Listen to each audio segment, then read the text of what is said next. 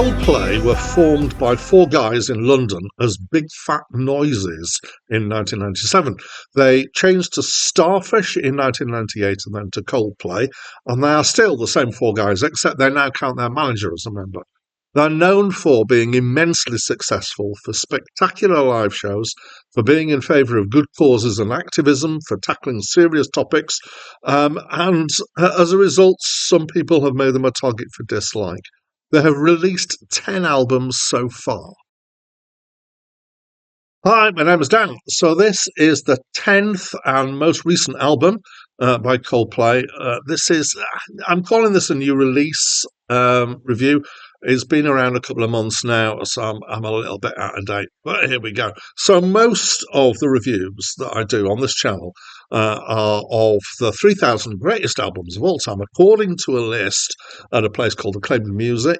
And I've been working my way from the bottom towards the top. I'm nearly a third of the way through, but occasionally I jump off that list to do something else. And one of those excuses is to do new release reviews. And I saw that this had been out by Coldplay, and I thought, yeah, what the heck, why not? So I'm aware of Coldplay from afar. I know a few of their hits. It'd be very hard to live in the music world these days, or being relatively aware of music and not know of Coldplay. But I have been looking forward to getting into some of their stuff, and some of their albums are on this list that I'm working through. I just haven't had any yet. Partly because I want to see what all the fuss is about, because they are, of course, immensely popular. So I would describe this album as being pop rock with quite a variety of feel. So there's stuff that kind of feels like classic singer-songwriter with a kind of piano-led soft rock feel, reminiscent of, surprisingly, Coldplay. Yeah, they sound like Coldplay. What a shocker. There's some more dancey tracks like Eterna, which feels like somebody like Daft Punk have been involved in the production of it. There's bits that are kind of more expansive musically, like some of the certainly later Pink Floyd stuff. And there are elements of world music and all sorts of other things thrown into the mix here. It feels very kind of melting potty, almost disparate in the amount of stuff that's going on here. It's lush and it's got spacious production. There's quite often it uses long reverb, so it's like you get something with a reverb, and then they just keep that going, and then they just keep it in the background to give everything this kind of big feel with this. Musically, it feels like a continuum, like it's a planned album, and I'm pretty sure it was. That's helped by having some interesting segues between tracks. And while that is something that I generally enjoy, and I do enjoy it in here, it feels a bit weirdly paced at times. Musically, though, it's very attractive to me. Lots of elements that I like, so I really enjoyed it musically. Excuse me. The songs are apparently about a kind of concept of waking up and feeling wretched to getting to the end of the day and feeling quite a lot better. So it does have a conceptual continuity as well.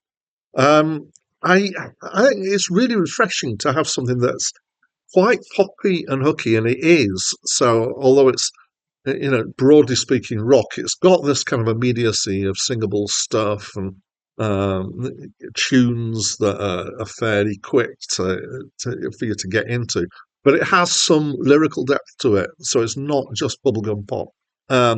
It's a balancing act doing this, I think, and I think that they are doing it well. In my opinion, there's quite a bit to dig into here.